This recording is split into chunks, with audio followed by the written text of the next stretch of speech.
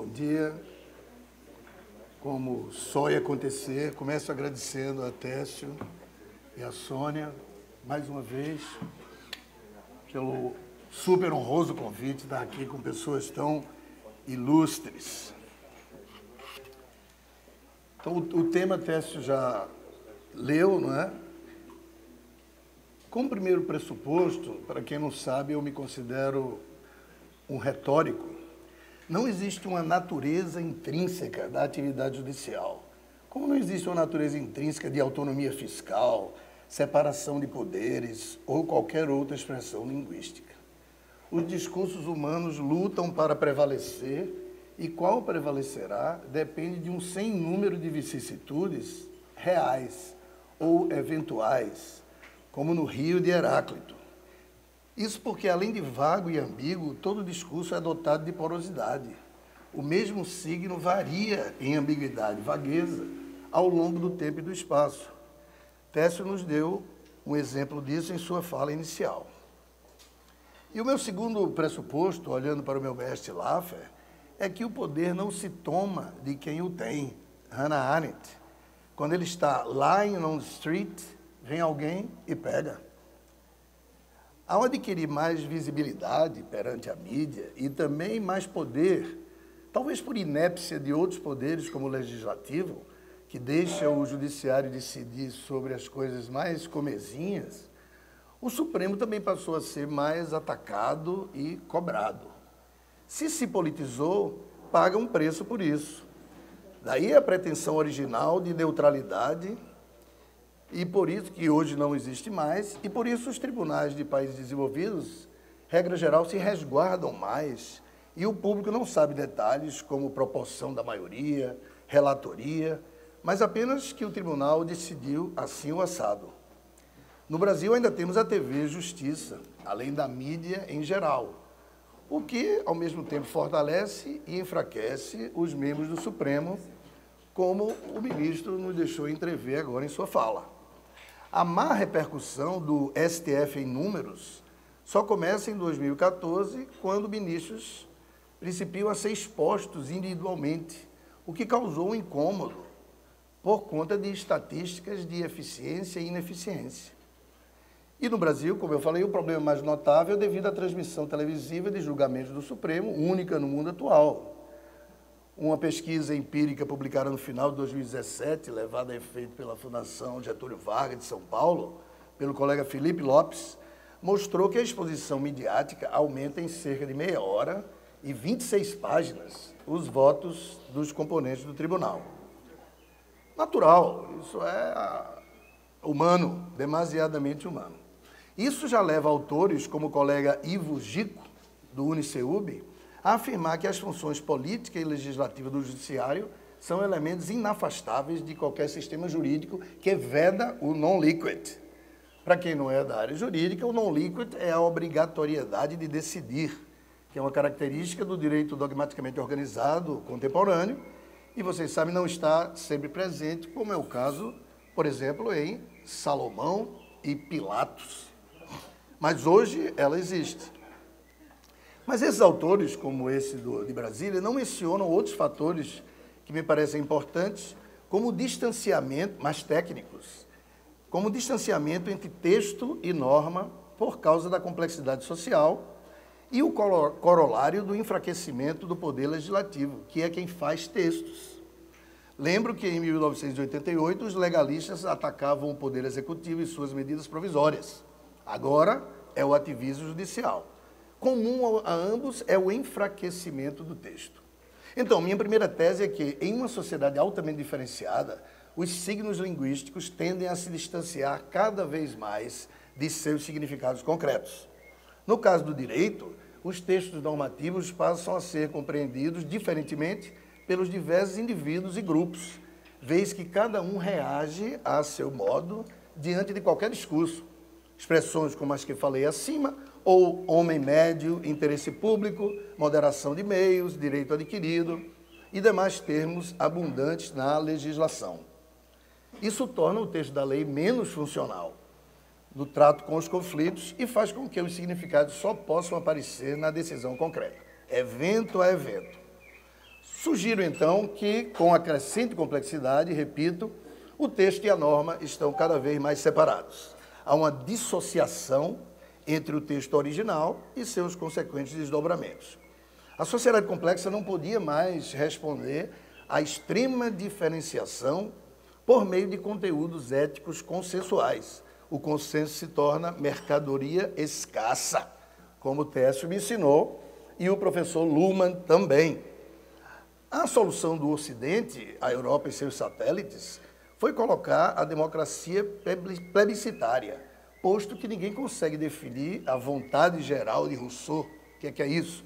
O Volksgeist de Savigny ou o Objektiver-Geist de Hegel. Vamos contar cabeças.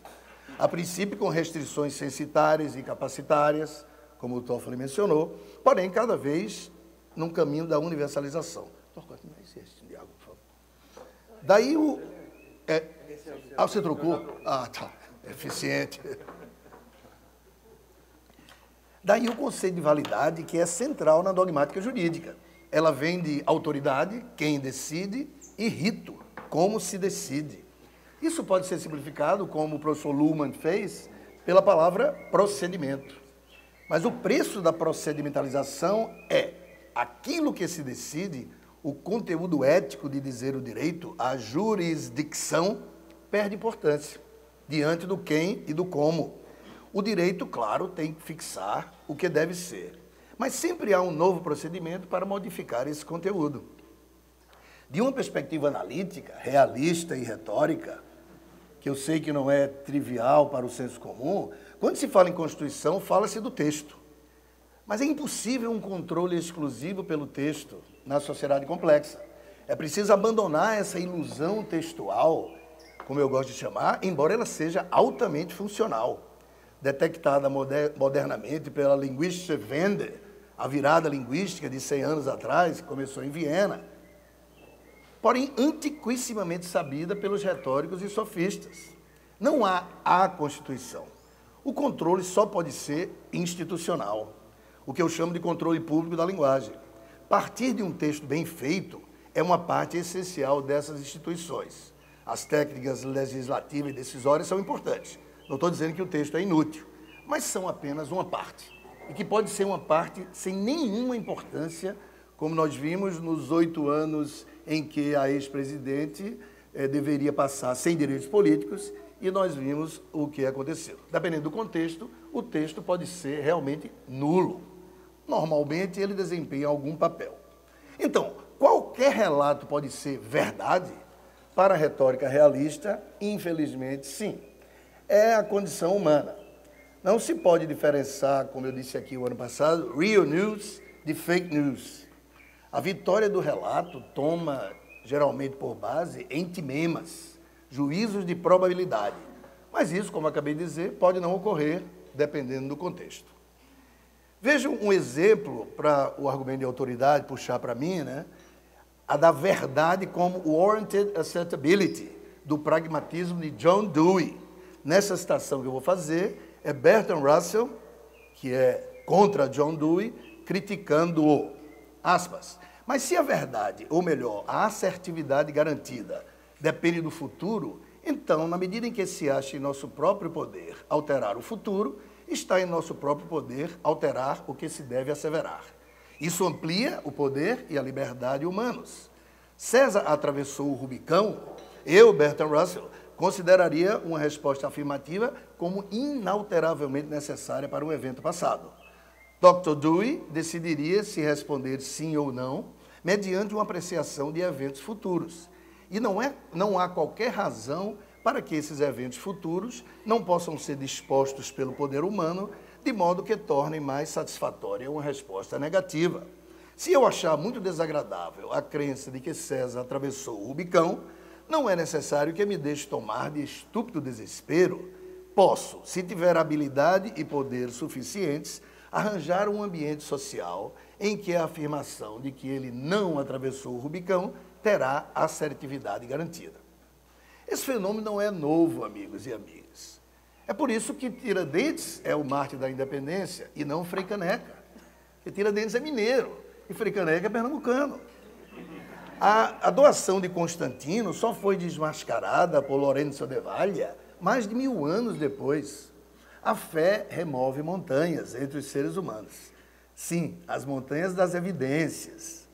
Depende do preconceito ontológico da ideia de verdade, que é o mais bem-sucedido dos relatos humanos. Eu não vou poder expor aqui minha tese sobre o nascimento da verdade, mas uma das grandes maravilhas das matemáticas, isso fica para outra oportunidade, né? O traslado das matemáticas para os outros assuntos humanos devido ao seu sucesso. Um tema muito interessante, fica para a próxima feiticeira, copiando aqui o ministro. Veja um livro da Associação Internacional de Filosofia do Direito, de que eu sou diretor, e dei para alguns amigos aqui. Só se fala em verdade. O professor Robert Alexi, está amanhã no Recife, está chegando agora lá, se Deus quiser, a meu convite, centenas e centenas, todas as inscrições esgotadas, mais de 1000 pessoas na fila. Isso é o sucesso do discurso da verdade. Claro, eu não concordo com nenhuma palavra do que o professor Alexi diz. Mas o sucesso dele é fundamental. Pode gravar, só ele, eu já disse isso a ele, não tem problema. A solução mais adequada para dificultar essa total arbitrariedade intrínseca ao discurso humano é desenvolver instituições que fiscalizem esse relato vencedor, impedindo o voluntarismo pessoal, sobretudo quando o autor do relato tem poder, que pode ser definido justamente como essa possibilidade de estabelecer o relato vencedor. Poder é isso. Quanto mais pessoas envolvidas contra esse poder monocrático e quanto mais variarem os poderosos, mais adequado, na minha opinião, será o relato. O problema é que o Brasil nunca desenvolveu instituições e essa é uma das grandes facetas do subdesenvolvimento. Por isso, a retórica realista que eu defendo é radicalmente pela democracia, como inclusão de todos no debate, o que envolve a questão da educação, e é contra todo tipo de reeleição, vitaliciedade, estabilidade, em suma, tudo aquilo que fortaleça o poder. A utopia política da retórica é fazer do poder um fardo temporário ainda por cima, pois é o poder aquilo que mais desestrutura a alma humana nessa bolha de linguagem em que vivemos. Tampouco posso entrar nos detalhes antropológicos, Arnold Gehlen, sobre isso, fique também para outra feiticeira, se Técio e Sônia me convidarem, né? O importante para o cidadão que busca o conhecimento, colegas, então, é separar a retórica estratégica da retórica analítica. Uma distinção que Aristóteles e Nietzsche colocaram, mas, felizmente para mim, não desenvolveram. Deixaram essa tarefa para depois. A atitude estratégica é natural. A analítica precisa ser buscada, procurada e dar o maior trabalho. Todo ser humano é estratégico. Ele quer impor o seu relato como relato vencedor. Por isso, aquela coisa antropológica do poder que acabei de falar. Então, quando o ouvinte sabe do papel estratégico, o orador se fragiliza. Daí a estratégia que nós vimos nosso mestre Joaquim Falcão usar ontem. Sem fazer juízo de valor, aí vem a frase. É uma estratégia retórica muito conhecida. Ao argumentar, parecer analítico é uma atitude que sempre fortalece o discurso. Mas, enquanto estratégia, ela pode ser enfraquecida pela própria retórica analítica. Eu não estou dizendo que Joaquim queria ser estratégico. Estou só dizendo que ele usou isso e me causou... Eu disse, olha aí, a gente vê muito isso, né? E por isso o grande retórico Heinrich Schlauberg diz que, há 100 anos atrás, escreveu esse livro, Elementos de Retórica Literária, ele diz que no dia que todos souberem retórica, a retórica se acabará. Nós perderemos nossos empregos. Então, colocando a coisa prática, colegas, é perfeitamente legítimo que advogados de acusados por corrupção defendam que a prisão após condenação em segunda instância é inconstitucional. Contudo, é preciso estar claro para todos que a interpretação que tais pessoas combatem, ou seja, é constitucional a prisão, lhes causará um prejuízo grande e que há fortes interesses egoístas, inclusive econômicos, por trás de tudo o que dizem e fazem. Não é como quando eu argumento. Da mesma maneira em que há interesses e vaidades nos argumentos dos heróis morais, do Ministério Público e do próprio Judiciário. E é também por isso que a doutrina é tão necessária num país ignorante como esse. no qual a própria imprensa é partidarizada, estratégica, e não transmite credibilidade analítica. A função da doutrina é dar essa credibilidade analítica, não é? Não só da doutrina, mas também de outras instituições, como a própria imprensa. Infelizmente, no Brasil, nem a doutrina, muito menos, né? A doutrina hoje é uma bajulação dos senhores ministros, não é? Não se vê praticamente nenhuma crítica. Então, minha segunda tese pode ser assim expressa. Depois de o Executivo e o Judiciário terem tomado mais e mais poder do Legislativo, idealizado por Montesquieu e sua separação de poderes, hoje aumenta mais e mais a criação do direito por instâncias pulverizadas, muitas das quais sequer pertencem ao âmbito do Estado. E parece que nós não estamos dando a devida atenção a isso.